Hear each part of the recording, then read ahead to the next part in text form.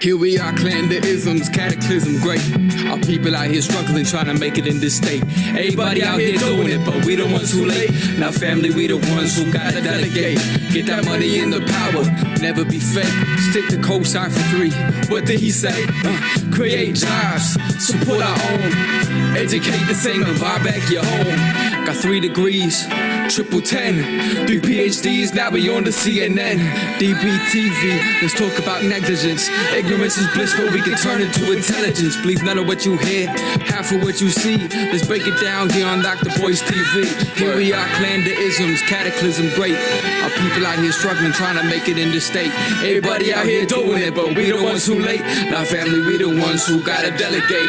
Get that money in the power, never be fake. Go figure, get the figures, let's make about 8. Cash rule, cash rule, When worst come to worst, my peoples come first. I was hardly making George before I'd written a verse. Kept my mind straight, no hate, work with my ambition. Invested in my ideas when nobody would listen. They told me I couldn't do it, so they think I could buy it. But they ain't even trying, ain't no need to deny it. Black continuity of hustle and grind. People been fighting centuries for lives like mine. Trying to look to a higher power, but what I didn't see is the seed of success lies deeper than me. Black Wall Street, gotta get the ground beneath my own feet. Gotta be the sole controller, march to my own beat. Stacking the capital to the best of my.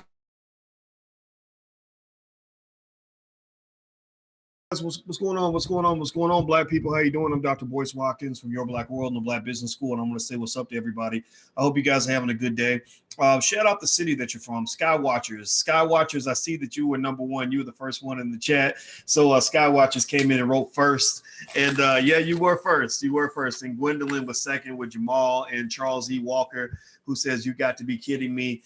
John Edwards says, who cares? Who gives a shit? Who cares who he voted for?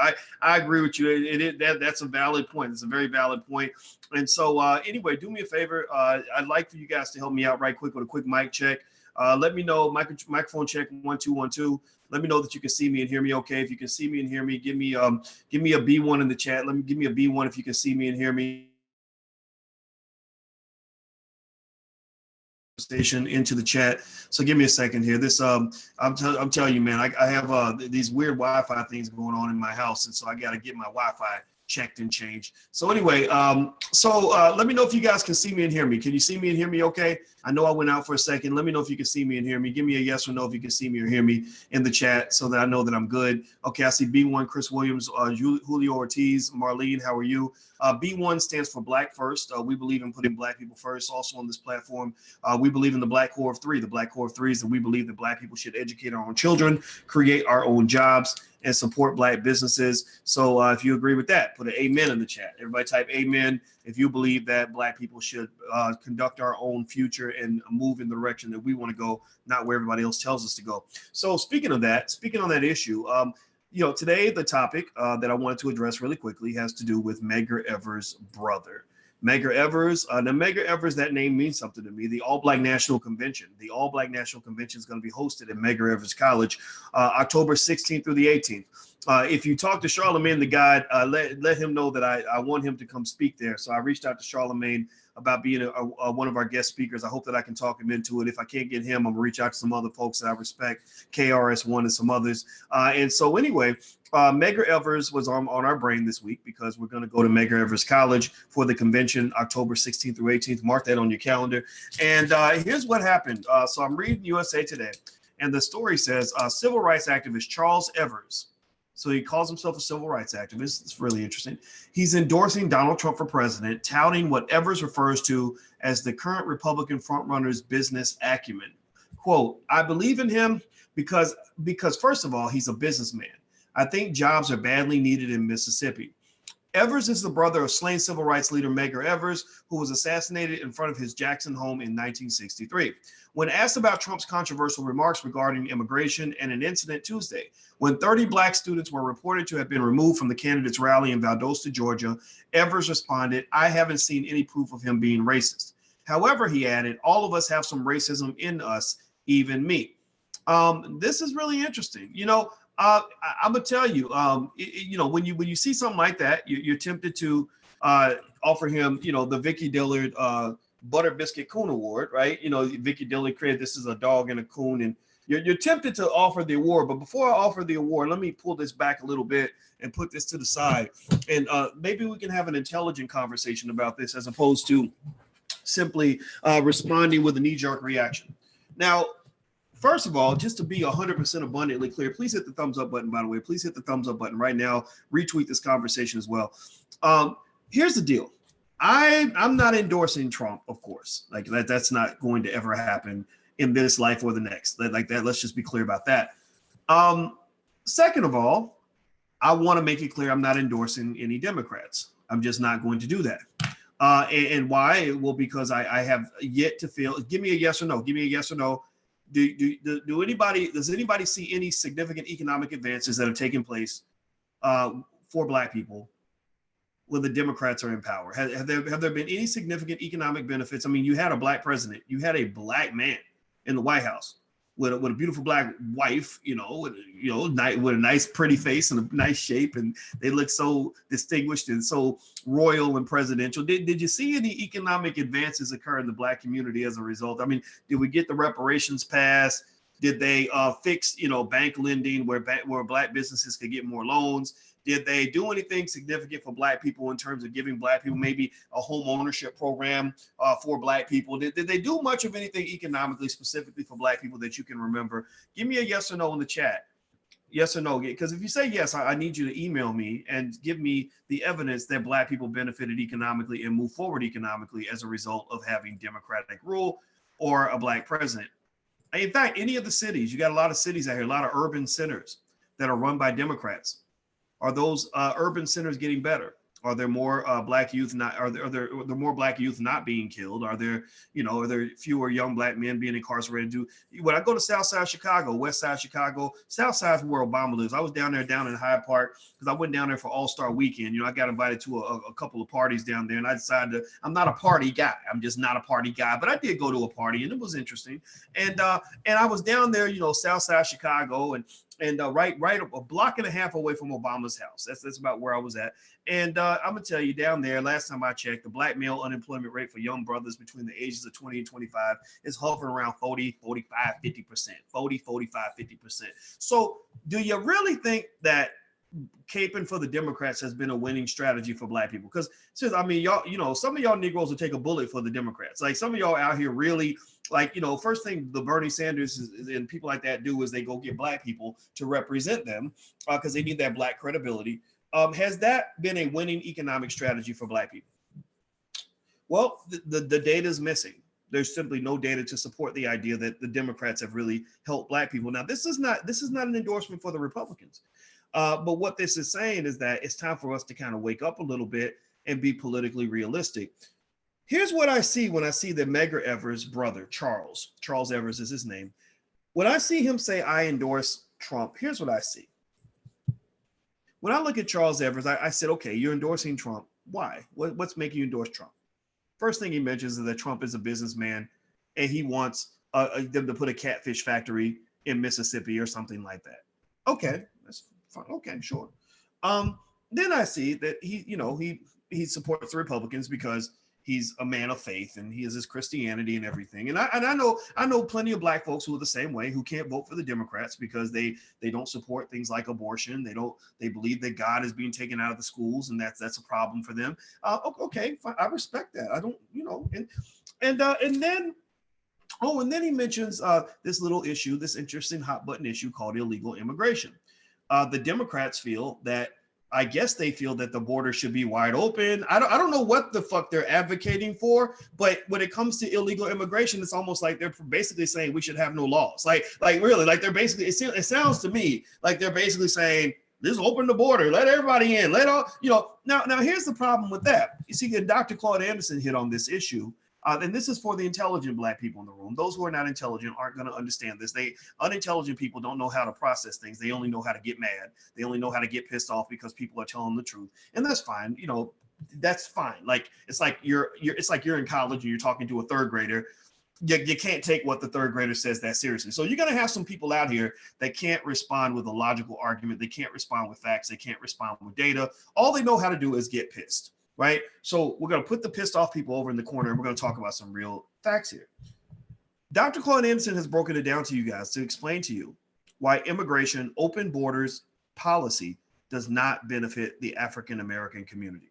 Yes, we have immigrants from Black countries, but most of the immigrants in America are coming from Mexico. We know this. And one of the challenges that you've been faced with is the fact that every time they open up the borders and just let more and more people in, they're doing two things that Dr. Claude Anderson feels should be insulting to you. One, they're diluting your vote because they're bringing in so many people from south of the border that eventually the Black vote won't matter at all. It'll be a drop in the bucket and they'll be able to ignore you and still get elected.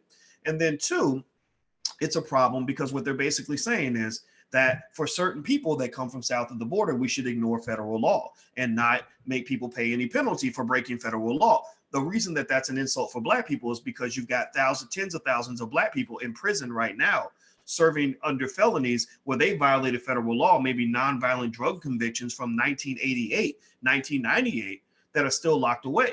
So when they come to you and they try to get you to feel sorry for the fact that there are a couple of immigrant families where their children were separated from their parents at the border, that's a huge insult to Black people because you got Black families that have been separated since the 90s. You got Black families that have been separated for 20 years. You got Black families been separated so long that the children are full grown and have never seen their father or their mother as a free human being. So it's not to say that we don't have sympathy for people who are going through other forms of pain. But one of the things that you have to get past is this idea that Black pain is somehow less relevant than white pain, or that Black pain is somehow less relevant than brown pain, that Black pain is somehow less relevant than what Hispanic people go through. You see, my heart goes out to them, but my heart goes out to Black people first. And I think that one of the reasons why people like me piss them off, the reason that people like me, they just make them very angry is because I use something called logic. I use something called common sense. I expect something called equality, which is that you can't pay attention to their pain before you pay attention to our pain, especially when we've been sitting in the waiting room longer than somebody else. Imagine as you in the hospital with a gunshot wound in the waiting room, bleeding to death, and then somebody comes in with a broken toenail and they put that person in front of you and they're like, yeah, and you're like, wait a minute, I have a gunshot a bullet in my shoulder and I'm gonna bleed to death. I'm dying right here. And they say, yeah, but the little baby's toenail, it hurts so bad. Look, the baby's crying. It's so painful. And you're like, yeah, but I'm dying here. Like I've got a bullet in my shoulder and the blood is like I've lost 2 pints of blood. And yeah, but my God, that broken toenail is so terrible. And it's like you're talking and they're talking right over you. They're not hearing you. They're not responding to you. And that's what people do when they're looking at Black folks. You know, Terry Williams, a lady that I really love out of New York, wrote a book called Black Pain. Black pain is basically a reflection of all the pain that Black people go through, all the trauma that Black people go through. And one of the things about the Democratic Party that's really fascinating to me is that those sons of bitches just don't have an ear for any sort of Black pain. They just don't. They literally will ignore you, talk right over you, act like you don't even exist until it's time for them to show up and get your vote. So, you know, if you ask me how I feel about Medgar Evers' brother endorsing Trump, I just don't give a shit. I'm like, you know, it literally, I refuse to allow the Democratic Party to have any sort of say over what it means to be Black. I am not going to reject my brother just because he voted for somebody that I wouldn't vote for. That's like you got 2 family members and one eats at Popeyes and the other one eats at Chick-fil-A, and Popeyes, the manager from Popeyes comes to you and says, you know, your brother's a sellout because he's over eating at Chick-fil-A. He should be eating at Popeyes. You need to disown his ass. Oh, sellout. And you're like, who cares if he eats at Popeyes or he eats at Chick-fil-A? Both of y'all are selling us chicken that's probably going to give us like high cholesterol. Both of y'all giving us refried diabetes. Both of y'all are giving us food that's not healthy for us. So why am I going to reject my brother, the person who loves me, because he chose to eat at Chick-fil-A and I'm choosing to eat at Popeyes? It don't matter where you eat your chicken. All that matters is that you still know who your family is and who's really got your back. Popeyes ain't got your back. They don't love you like that. So the Democratic Party is the same way. The Democratic Party, they want to maintain a monopoly on Blackness. They want to convince you falsely that somehow being Black is correlated with being a Democrat, or that being Black means that you must vote for a certain candidate. I reject that vehemently. I'm not ever going to, on this platform, ever reject any of you because of who you chose to vote for. You can vote Democrat and I will love you. You can vote Republican and I will love you as long as you're black first. You can be independent and not vote at all. I will love you as long as you're black first. So do you understand? If you're a Democrat, as long as you're black first, I love you. If you're Republican, as long as you're black first, I love you. If you're independent, as long as you're black first, I love you. If you don't vote at all, as long as you're black first, I love you. Type B1 in the chat if you agree with me, because I believe that we've got to put our community first, and who you vote for is not relevant when it comes to the progress for black people. We gave the Democrats 50 years to prove that they can actually solve problems in the black community, and they have failed at a horrific rate. I mean, in a horribly miserable rate. So do me a favor, hit the thumbs up button, hit the share button, hit the subscribe button. Also, I want to let you guys know I'll be in Hanover, Maryland in March doing a day-long wealth summit. If you'd like to go to that, you can go to springintowealth.com. That's springintowealth.com. Also, you guys know, I told you guys that we have to also control media. Part of the reason they control our minds is because they control our media. So we're building our own media. We're making so many moves. We just this weekend alone, we were making moves and deals and everything, because we're really going to do this thing. We have Boyce, Watkins films, and our films have been seen by millions of people, and we've got bigger plans on the horizon. And so one of the things we want to do is we want to support black filmmakers that are out there that are making good stuff that you don't see because it's not on TV. So we have Black Movie Night, and we're going to do a Black Movie Night at least once a month. The next Black Movie Night is going to be this Thursday. We got 3 little girls from a group called the Royal Mix, and they made a film on anti-bullying. They made an anti-bullying film that we're going to show. We're going to screen this on the next Black Movie Night, which is going to be Thursday night at 8 p.m. If you want to come to the event, you can get a free, I mean, there is a cost, but you don't have to pay anything because you're part of the podcast. So if you want to come to the event for free, just go to blackmovienight.net. That's blackmovienight.net, not .com, it's .net. So go to blackmovienight.net and join us Thursday night, and you guys can check out, watch the movie. We'll have the little girls here. We'll also have their manager here, and we'll talk about the film, and we'll talk about what they put into the film. It's really, really good, and I think you guys are going to love it. All right, so let me keep going. And also, don't forget, just so you know, blagenough.com, that's our social media platform. So we're constantly building. We're not just talking, we're always building. Okay, so here's what I'm going to read a little bit more. Are we about to go on? Okay, man. All right, good to see you, sweetie. All right, she comes down and says hi to me, and she's quiet because she doesn't want to interrupt the podcast, but I love her for that. But I always got to stop because she walks in the room. I just get so happy when she's around. All right, so here we go. So he says, according to Evers, Charles Evers, Medgar Evers' brother, who says he's endorsing Trump, he says the hiring practices of Trump's properties are reflective of him being fair. Before launching his campaign, which people would argue that that's not the case, Trump was accused of discrimination in 1973, et cetera, et cetera. And the case was settled with a consent decree. Evers addressed Trump's presidential announcer speech, where he made remarks about illegal immigration. And so he tends to just sort of have an opinion of Trump that is what it is. You know, I know that there is, you know, in terms of discrimination, would I agree that Trump discriminates? Absolutely. I think Trump probably doesn't like black people very much. He probably likes black people less than he likes white people. And to be honest with you, I'm completely okay with that because I like white people less than I like black people.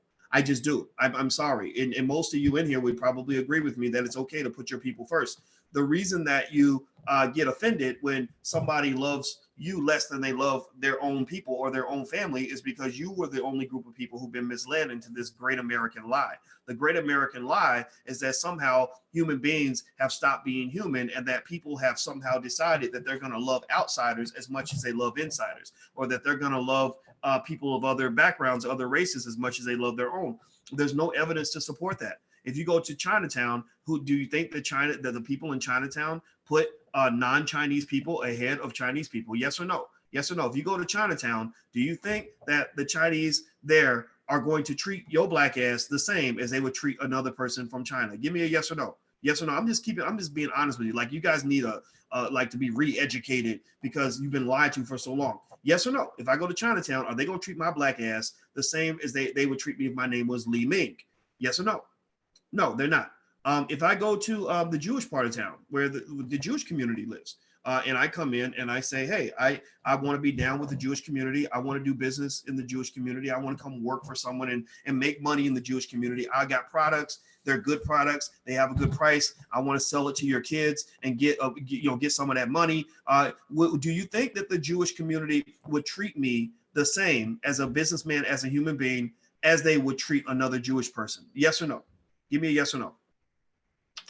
Same thing if I go to a Latino community, if I go to the part of town where the Mexicans live, if I go there and I move there with my family and I open up a business and I say, I want to sell Mexican food because I know how to make it, because I've been really studying you guys and I think you guys are great.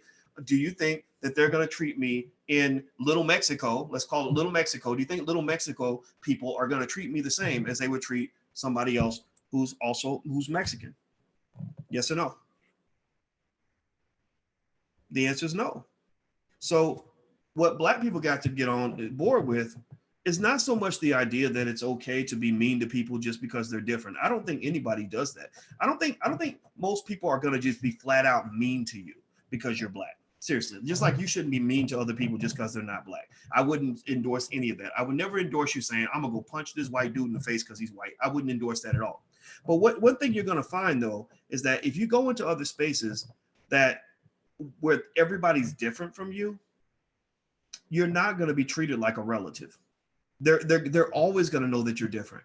And in America, we get our feelings hurt on a regular basis because we're showing up as the stepchild, really thinking that we're a biological child.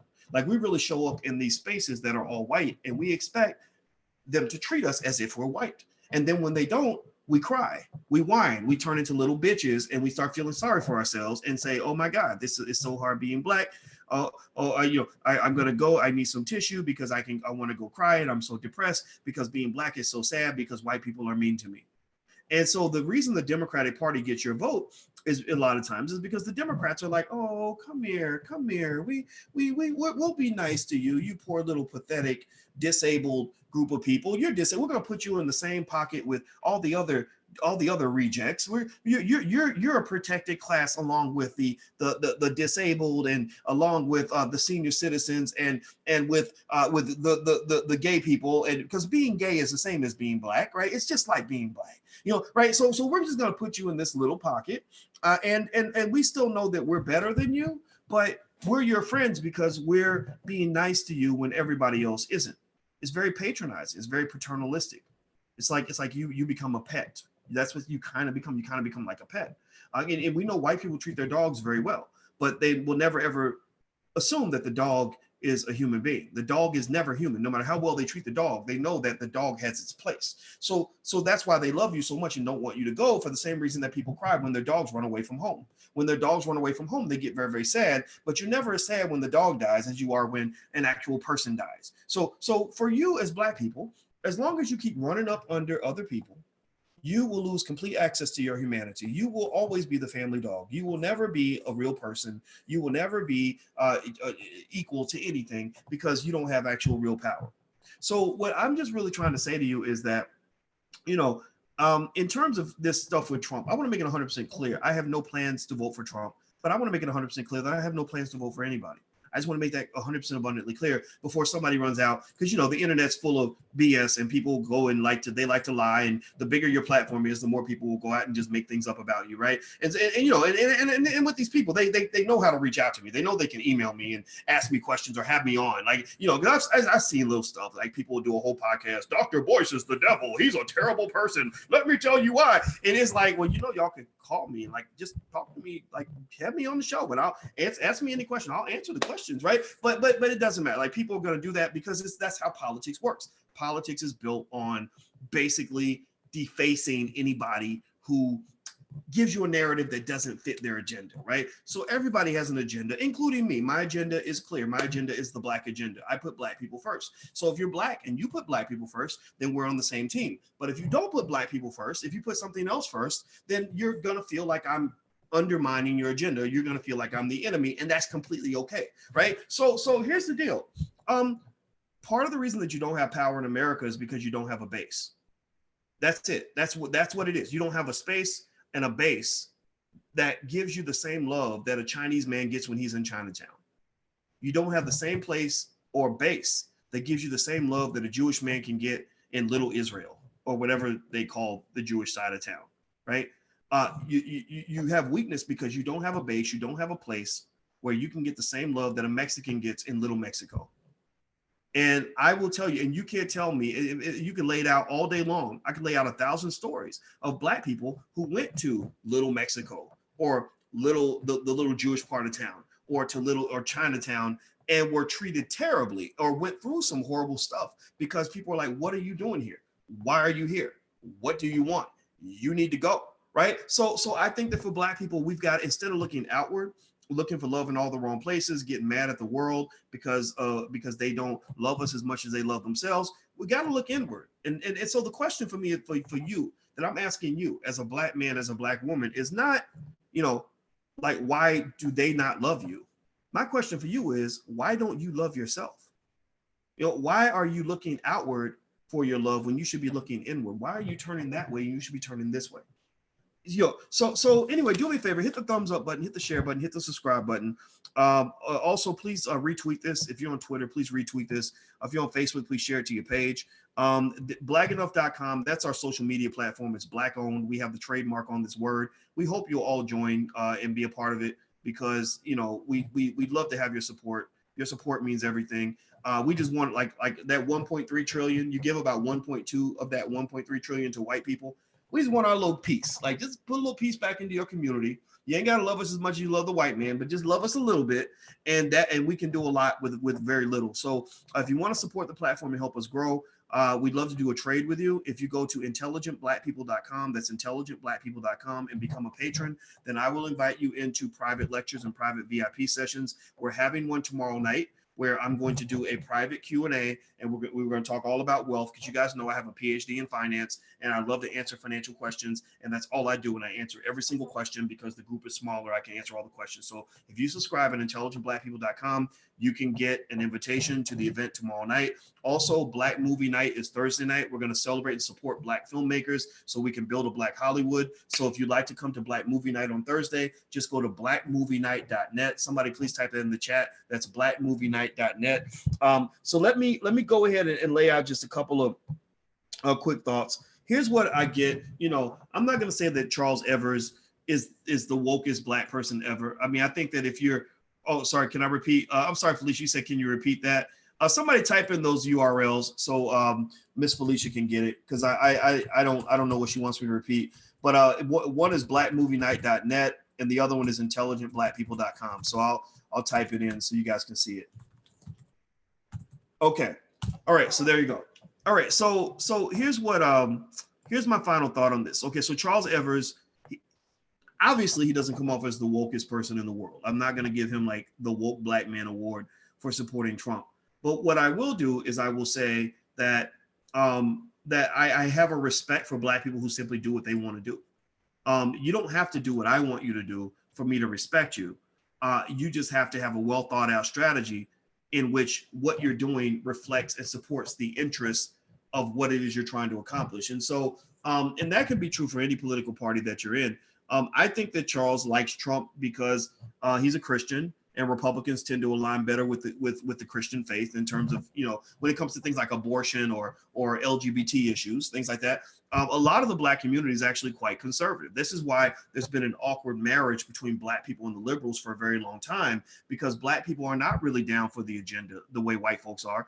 You saw Dwayne Wade's, I guess his son's a girl or something now. I don't know. I don't follow that very closely. But there's something about Zaya, the little girl who's a boy, who's a girl, who's a boy, or something, right? Like there's something happening with that. And you saw where all these Democrats, leading Democrats, were the first ones to go onto the Wade's page and say, oh, way to go, Zaya. You go, girl. We love it, girl. Good job, girl. And a lot of Black people just weren't really feeling that. It doesn't mean they hate anybody. I don't think Black people are hateful people. We're just not. We actually probably forgive people too easily. But, they were just kind of, I think Black folks are kind of like, why are you letting children pick their genders when they're like 4? Like Faye Bishop. Faye Bishop was on FlyNewBeingQueenTV.com, and she was like, when a child's 4, 5, 6, 7 years old, how are you gonna let them decide they want to be another gender? Like they don't understand that. right? It does. So my thing is that if you really break it down, to be honest with you, this is the awkward paradox that Black people live in, is that, the Republicans have just been so racist, that it's been hard to ride with them, right?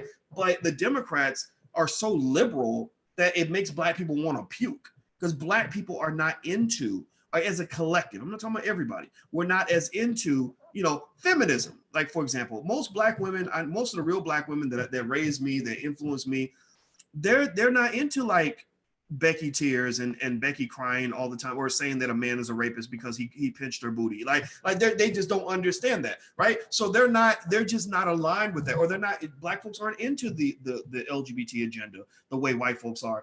Black folks are not into a lot of the things that Democrats are into. And then remember this, I mean, a lot of Black folks that are really awake and really understand what's happened, understand in terms of history, are still mad that they have relatives that are still in prison today after Bill Clinton passed laws in the 1990s that sent away hundreds of thousands of Black people.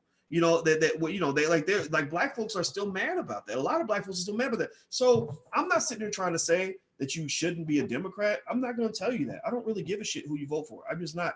But I think that if you are running around here convincing Black folks that somehow our lives are going to get better because we elected another Democrat, then I got to stop you right there and challenge you a little bit and kind of say to you, like, Negro, are you crazy? Like, what are you talking about? Like, this strategy has not worked. So I think at the end of the day, we need a new strategy. I mean, can you just type that in the chat? Type new strategy. We need a new strategy to move forward. We need a new strategy to get ahead. It may involve the Democratic Party, it may not, but we need a new strategy to solve these old problems that have not been solved in the last 50 years. And it's really as simple as that. So if that means that you're going to go vote for Trump, I don't give a shit. If it means you're going to go vote for the Democrats, I don't give a shit. If it means you're going to be independent, I don't give a shit. If it means you're not going to vote, I don't give a shit, because I believe that the strategy for Black people, the new strategy for Black people to be successful, is going to involve something that is family-based, something that goes back to our roots, something that goes back to the values that we had before integration, something that goes back to when we kept our families together, something that goes back to when we owned our own businesses, something that goes back to when we were educating our own children, something that goes back to when we had communities and not neighborhoods, something that goes back to when we actually loved ourselves and actually had institutions in our community. It's going to involve us moving forward by looking back. So progressives don't really have a place in that conversation, because some of the stuff they're saying just sounds butt naked crazy. Like when they run around here, seriously, think about this. The process. Now I got into some fights over this, but I don't care. I'm good for a fight.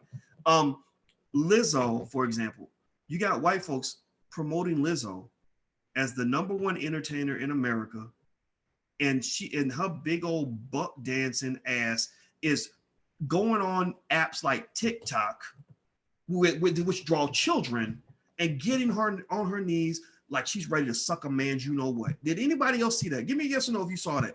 Lizzo, again, loved by white folks, loved by the feminists, loved by the LGBT, loved by the liberals, celebrated by the liberals, as the #1 role model for all Black girls in America, was on an app for children on her knees talking about, I'm about to taste a man's blankety blank. I don't want to repeat it because I feel bad for even having to say it.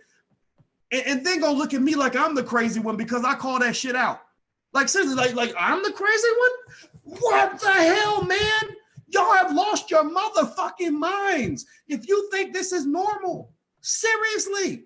I'm not even gonna talk about the fact that she was twerking in a thong on Instagram yesterday.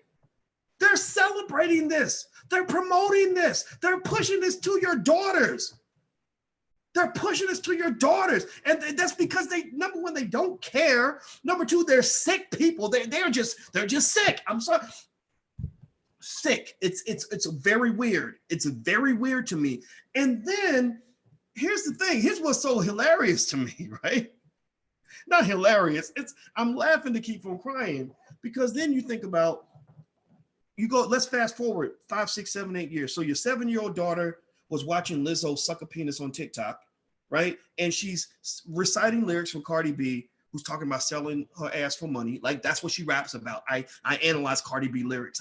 That's what she raps, because she's a stripper, right? That's what strippers know. They know twerking. They know popping that popping that vagina, right? That's what they're training your little girls on this. They're sexualizing children, right? And then your daughter gets about 12 years old and she's thinking she's grown because she knows more about sex than most adults do because she's been getting trained. She's gone to the Cardi B Lizzo school of extreme thoughtism, right? Thoughtology, right? She's a thoughtologist because she has been fully trained on these things from an early age. So then she's 12 years old, right? Check it out. Pay attention. Connect the dots, Black people. You got to connect the dots on how they're destroying your children. So then one day she's at school, she thinking she grown, popping her gum, and now her daddy's not there because the feminist done told you that men ain't shit. You don't need a daddy in the house and that you could do it all by yourself. So mommy's at work most of the time. The daughter's at home, not receiving love from a father. So she has no male validation, and she's maybe struggling financially because single Black mothers have the lowest net worth in America because when your families break apart, so does your wealth. And she's walking to school with her friends who are all thinking they're grown because they're all little thoughtologists. And guess what? A guy rolls up in a Bentley. He rolls up in a Bentley like, ooh, who is that girl? And it's R. Kelly. It's R. Kelly. And R. Kelly knows that your daughter's been trained to be a host since she was 7 because she's been listening to Lizzo and Cardi B, teaching her stripper culture as a child. And he knows that your daughter is impressed by shiny objects and money and big money because she's poor. That's why he would roll through the hood. He didn't go to the suburbs getting the girls. He went to the hood, right? He also knows that your daughter, that nobody's telling your daughter about her worth. She's never learned that. She's never been validated by a man who wasn't trying to have sex with her. And she's probably already had sex by the age of 10, 11, 12 years old. That's Chicago. Little girls, that's why little girls get pregnant in the 6th grade here in Chicago. And so when you're doing this, when they're pushing these messages to your kids, what they're doing is they're creating R. Kelly's next victim. Like they're sexualizing your children at an early age and walking them right into the mouth of the lion.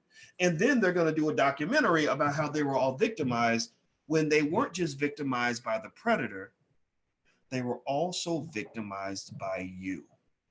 The media victimized those children before R. Kelly ever got to them. See, the media made those little girls into fresh meat. The media, when you're taking somebody like a Lizzo and you have no boundaries on her behavior, you have no boundaries on what is acceptable and what's not acceptable to do in front of kids. You're not challenging her and canceling her chubby ass for getting on a children's app ready to suck a penis. Instead, in fact, you're not even not condemning it. You're celebrating it, right? You're elevating it. You're telling the little girls like this is a role model. Like, oh my gosh, she's such an inspiration. Does anybody follow what I'm saying? Or am I just like one voice in the woods not being heard by anybody? Please somebody confirm to me that I'm not, because you ever have those days where you feel like you were just born like on the wrong planet? Like that's what sometimes I feel. I'm like, what am I looking at right now? And why do people think that this is normal behavior? This ain't normal. So when Dr. King, you go back to when Martin Luther King talked about the fact that we were integrating into a burning house, what he's basically saying is that some of these people, your so-called liberal allies, are really into some severely debaucherous shit. That's just what they are. I'm not telling you to go be a conservative. I'm not telling you to do that at all. I'm just telling you, like, this is crazy, man. So thank you for hearing me out. I'm sure somebody's gonna get mad at me. They like to label you when you don't fall for their BS. Like I've been labeled a sexist because I don't support Lizzo twerking naked in front of children. They said I was fat shaming because I said maybe it's not good to go promote extreme obesity and act like that's a good thing when we're dying of heart attacks and diabetes and all that. So they like to label you. So I've gotten every label in the book. I don't mind getting more labels, but I'm not really talking to them. I'm really talking to you. And I'm sharing my honest thoughts on what I'm observing in the hopes that I can encourage you to be okay with the fact that if you're not comfortable with what you're seeing, you're right. You're 100% correct. This is weird, very weird. So anyway, do me a favor, hit the thumbs up button, hit the share button, hit the subscribe button. My woman's home, so we're about to go running. I go running as much as possible so I can not get fat, because I don't want to get fat. And so just as a reminder, speaking of Medgar Evers, the All Black National Convention is going to be in October at Medgar Evers College. I'm going to put up the link for the tickets probably the next week or two. Other events coming up. Alicia and I are getting married July 11th in Southside Chicago. You guys are invited to come to the wedding. I'll put up a link for you to RSVP. It won't cost you anything, of course. I will be in Maryland, Hanover, Maryland, speaking, doing a day-long wealth seminar. You can go to springintowealth.com. That's springintowealth.com. There is a fee, but it's for what you're getting. It's literally nothing compared to what you're getting. Like, what you're getting is the stuff that'll change your life. Also, Black Movie Night is Thursday. You guys can come to that for free. Don't worry about paying for the ticket costs. Just go to blackmovienight.net. That's blackmovienight.net. And we got to support our Black filmmakers. If we want to build a Black Hollywood, we got to work together. So I hope that I can get a commitment from you in the chat that we will work together. Give me a yes if you're willing to work with me to build a nation, to build a community, to build something strong. Just say yes in the chat to tell me that you're going to do something to help us with this building process. I appreciate the fact that you guys are watching. I go to all different parts of the city of Chicago and other cities around the world, and I see you guys, and you come up and you say wonderful things to me, and I love it. But I'm not in this game to try to be famous. I don't care about just being recognized. That's all nice, but that's really more so for the ego. I'm here to get the damn job done. And one thing I know is that I am not worthy of this job. I know that I am not good enough to do this by myself. I am not strong enough to carry any of this. I need your help. I really need every man and every woman to lift a finger on some level to help us get this thing done. Whatever it is, whatever you want to do. If we offer something, if you want to invest in it, then that's great. If you just want to support in some other way, that's great. Hey, please, I really need your help. So just say something in the chat. Let me know I'm not in this battle alone, because I need an army. We need an army if we're going to win a war. You can't win a war with one super soldier. So I'm not going to give you one of those like I'm the greatest, I'm the most successful, most amazing scholar in the world. I don't give a shit about none of that. One thing I do know, though, is that while I'm not worthy of this task on my own, I know that collectively, if we all work together and we all give 100%, there's nothing that we can't do. There's nothing that can stop us. And the best I can promise you right now is you ain't gonna see me flinch. You're not gonna see me back down. You're not gonna see me slow down. You're not gonna see me quit. You're not gonna see me start being inconsistent. You're not gonna see me back off of any of this. I'm gonna go hard. I will be as consistent as I've been every single day of the week. And I appreciate every single one of you with the core of my heart. So I'm out of here, guys. Have a good day. I love you, and I will see you soon. Take care. Peace.